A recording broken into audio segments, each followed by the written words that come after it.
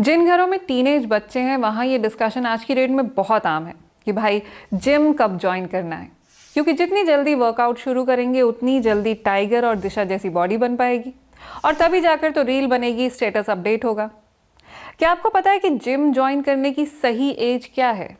क्या आपने कभी सोचा है कि अचानक से ये पिलाटेस स्टूडियोज और योगा सेंटर्स का ट्रेंड इतना बूम कैसे कर गया? हेल्थ और फिटनेस पर जितना जोर आज है उतना कभी नहीं था। बावजूद इसके बीमारियां भी जितनी आज हैं उतनी कभी नहीं थी। तो बड़ा सवाल ये है कि आखिर लोग गलत कर क्या रहे हैं?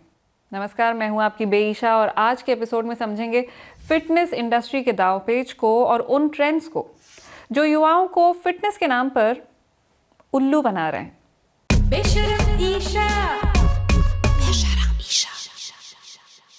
भारत में जिम कल्चर की शुरुआत हुई लेट 90s और अर्ली 2000s में। जाहिर है लिबरलाइजेशन के दौर में हम दुनिया से पीछे नहीं रहना चाहते थे।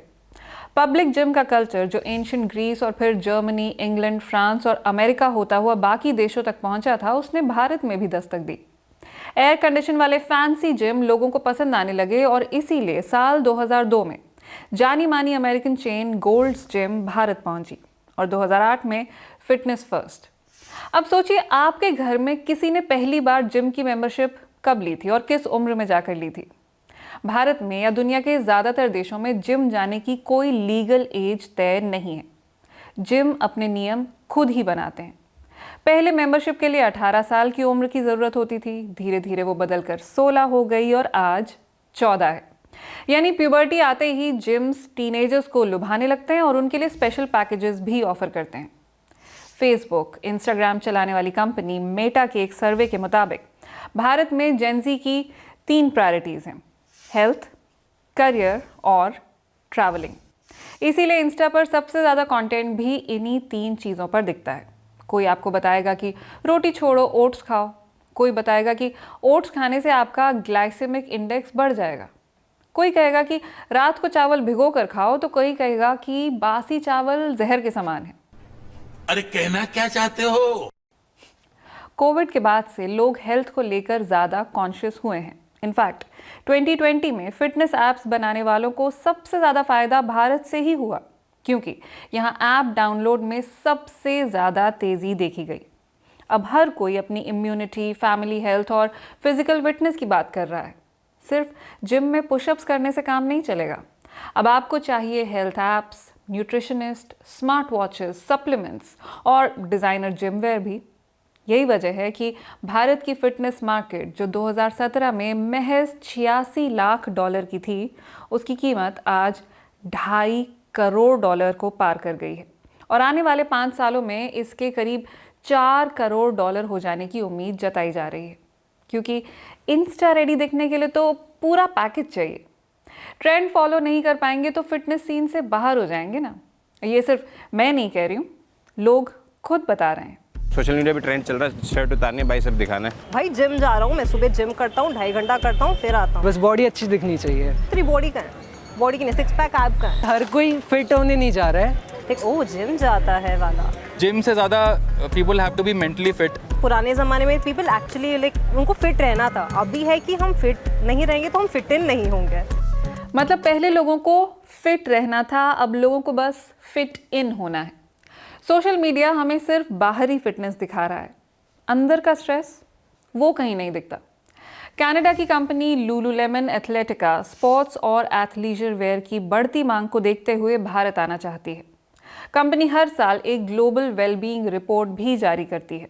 इस साल की रिपोर्ट के लिए सर्वे में शामिल 45% लोगों ने कहा कि वो वेलबीइंग बर्नआउट का सामना कर रहे हैं, यानी वो फिट दिखने के चक्कर में मेहनत कर करके थक चुके हैं।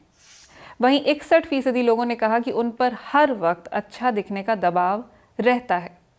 तो क्या हुआ वो बॉडी पॉजिटिविटी और माई बॉडी माई टेम्पल का? रिसर्च और भी कई हैं, जैसे इंग्लैंड में 12 से 16 साल की उम्र के बच्चों पर यानी जेन अल्फा पर जब रिसर्च हुई तो पता चला कि उनके ज़रूरत से ज़्यादा वर्कआउट करने की वजह कौन है? पेरेंट्स और दोस्त। फिटनेस डिवाइस उन्हें नए नए गोल्स दे रहे हैं और फ्रेंड्स में कूल दिखने के चक्कर में वो उन गोल्स के पीछे बगैर कुछ सोचे समझे भाग रहे हैं। इस रिसर्च की सबसे दिलचस्प बात यह है कि आज के टीनेजर्स पर अच्छा दिखने के लिए उनके माता पिता का भी दबाव है। और इनके माता पिता कौन है? मिलेनियल्स, वही जनरेशन जिसने लेट 90s और अर्ली 2000s में पहली बार जिम्स देखे थे। तो मतलब बेटा हम नहीं कर पाए, कम से कम तुम ही कर लो वाला ही हाल चल रहा है। भारत में कंज्यूमर बिहेवियर की एक स्टडी दिखाती है कि हर 10 में से 4 मिलेनियल्स अब हेल्दी स्नैक्स पर खर्चा कर रहे हैं। नो वंडर मखाने की बिक्री इतनी बढ़ गई है। ये लोग फिटनेस एक्सेसरीज पर भी खूब खर्चा कर रहे हैं, और सिर्फ अपने लिए ही नहीं, अपने माँ बाप के लिए, अपने बच्चों के लिए भी फिटनेस बैंड्स खरीद रहे हैं। घर पर भी जिम इक्विपमेंट्स रखे जा रहे हैं। But at the same time यही लोग दफ्तर में बर्नआउट भी हो रहे हैं। वर्कलोड की वजह से इनकी सेहत पर असर पड़ रहा है, क्योंकि इन्हें मालूम सब कुछ है, लेकिन इनका सबसे बड़ा चैलेंज है वर्क लाइफ बैलेंस, जिसके बारे में मैं पहले ही डिटेल में एक एपिसोड बना चुकी हूँ। वर्क रिलेटेड स्ट्रेस इस जनरेशन के लिए साइलेंट किलर बन रहा है। हाल ही में एर्नस्ट एंड यंग की एक 26 साल की एम्प्लॉय की मौत ने सबको सकते में डाल दिया, और ये कोई अकेला मामला भी नहीं है। तो फिर इतनी अवेयर जनरेशन इस ट्रैप में कैसे फंस रही है? ये समझने के लिए हमने बात की all India institute of medical sciences के प्रोफेसर डॉक्टर राजकुमार यादव से। अवेयरनेस तो बहुत ज्यादा है, लेकिन perhaps one of the most important reasons में भी टाइम की कमी, क्योंकि उनको अपने जॉब या अपने एडुकेशन या professional education whatever they are trying to get, trying to achieve, जो भी वो चाहते हैं पाना अपने जीवन में, जो टाइम की कमी, उसके लिए जो टाइम निकालना है वो शायद कम हो जाता है। लेकिन आज का youth because of the work pressure, और अभी जो आपने एग्जाम्पल दिया, जो अभी पुणे में एक हमारी आई थिंक 25-26 साल की एक लड़की थी जिसकी डेथ हुई, और उसने भी जितना अभी तक समझ में आया वो डेथ मेनली है, वो जिस फर्म में या कंपनी में काम करती थी वहाँ शायद वर्क प्रेशर बहुत ज़्यादा था। तो कहीं ना कहीं अब हमें सोचना पड़ेगा कि वर्क प्रेशर और जो आपने अभी अभी एक वर्ड यूज़ किया वर्क बैलेंस, हम अपने लाइफ को, अपनी हेल्थ को और अपने वर्क के बीच में कैसे बैलेंस करें। यानी ये एक साइकिल की तरह काम कर रहा है। आप अवेयर हैं, लेकिन काम से इतने थके हुए हैं कि आपके पास अपनी सेहत को देने के लिए वक्त और एनर्जी दोनों ही नहीं बच रही हैं। और ऑफिस से मिलने वाला स्ट्रेस आपकी फिजिकल और मेंटल हेल्थ दोनों के लिए बुरा है, क्योंकि ये स्ट्रेस तब्दील हो रहा है लाइफस्टाइल डिजीजेज में। इसीलिए भारत दुनिया का डायबिटीज़ कैपिटल बन गया है।